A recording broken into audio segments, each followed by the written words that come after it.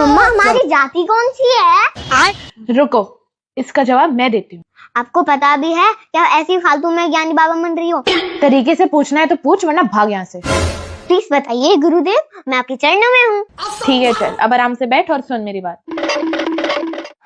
तो सुन, हमारी जाति है मनुष्य जाति। अच्छा? अरे वाह, आपने तो ब्रह्मांड के सारी पर्दे फाड़ दी। अरे पर्दा फाश कर दे, ये बोलते हैं बिक्कू। हाँ वो सब ठीक है, और आपको इनकी बातें सुनकर दिमाग की नहीं सटक रही? अच्छा, तो तू मनुष्य जाति से नहीं है, तो किस जाति से है तू? पशु जाति से या राक्षस जाति से? अरे मुझे पता है भाई, मैं मनुष्य जाति से हूँ, मगर मैं ये पूछना चाह रहा हूँ दीदी कि मैं मनुष्य में से किस जाति में से हूँ? वो जातियाँ मनुष्यों ने अपने आप ही अपने लिए बनाई है, वो हमारे धर्म का हिस्सा नहीं है।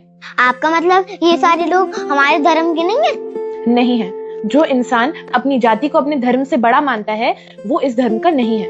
आपका मतलब हमारे धर्म में जाति है ही नहीं? बिल्कुल भी नहीं है। हमारे धर्म में सिर्फ 4 वर्ण होते हैं, जो पहले भी थे और अब भी हैं, जो सिर्फ मनुष्य के गुण और कर्म पर आधारित होते हैं। ये बात सीरियस बात लग रही है, अच्छे से बताओ। अब देख, हमारे धर्म में 4 वर्ण होते हैं। एक वर्ण होता है जिसमें विद्वान लोग आते हैं, जिन्हें चीजों की जानकारी होती है, जो समझदार होते हैं, जिन्हें हम आज की भाषा में साइंटिस्ट, प्रोफेसर्स या एडवाइजर्स कह देते हैं। उन्हें उस टाइम पर हम ब्राह्मण कहते थे।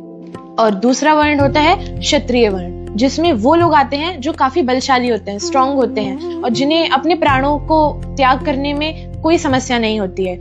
उन्हें सिर्फ ये देखना होता है कि हमारे लोग, हमारी प्रजा, हमारा राज्य सुख रहे और सुरक्षित रहे, जिन्हें हम आज की भाषा में आर्मी कह सकते हैं, पुलिस ऑफिसर्स कह सकते हैं, या वो सारे लोग जो हमारी प्रोटेक्शन के लिए लगे रहते हैं। और तीसरा वर्ण होता है वैश्य, जिनमें वो लोग आते हैं जो लोग व्यापार करते हैं, चीजों की लेन देन करते हैं। उन्हें, जैसे कि हम आजकल बिजनेसमैन कह सकते हैं, उन्हें हम उस टाइम पर वैश्य कहते थे।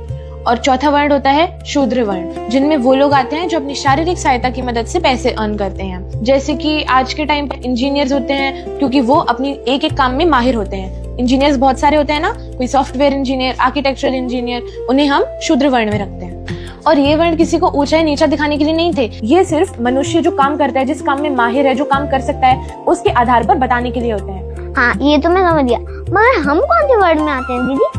हमारे दादू और पापा कृषि का काम करते हैं, और इसी वजह से हम वर्ण व्यवस्था के हिसाब से वैश्य हैं। तो मतलब मैं वैश्य हूँ? नहीं, हमारी इस बेहतरीन वर्ण व्यवस्था को किसी सोच ने बर्बाद कर दिया, जब धीरे धीरे लोग अपने कर्म से नहीं, जन्म से अपनी वर्ण को चुनने लगे। अब जब तू बड़ा हो जाएगा, तब तेरे कर्मों पर निर्भर करेगा कि तू कौन सी वर्ण में बिलोंग करता है। वाह, कितनी अच्छी व्यवस्था थी ना।